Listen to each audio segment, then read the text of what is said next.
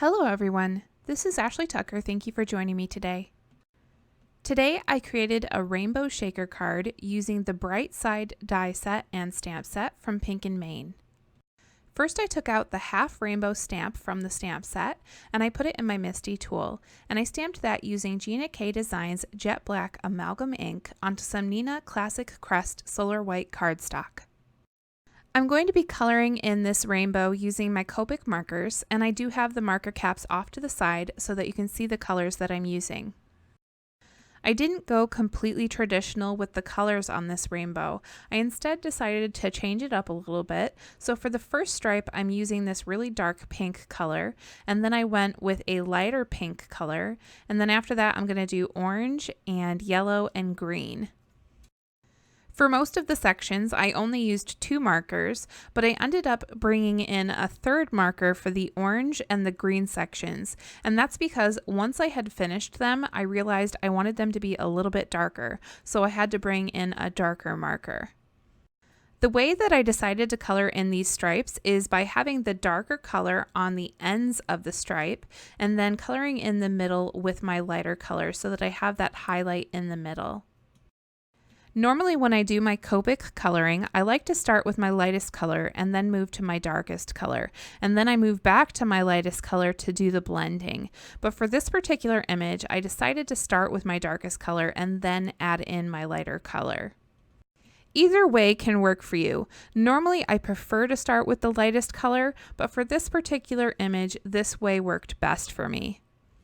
Once the coloring was done on that image, I used the coordinating die to cut it out, and then I also cut this frame out of some scrap white cardstock. I'm using my Gina K Designs Connect glue to adhere this frame onto a piece of acetate to create a shaker window. I then added some doubled up foam tape to the back of the frame, and then I filled up that shaker area using some large clear glitter and also some clear micro pearls from Brutus Monroe. I closed up the shaker using a piece of Simon Says Stamp Fog cardstock, and then I used some scissors to cut off any of that extra paper around the edge.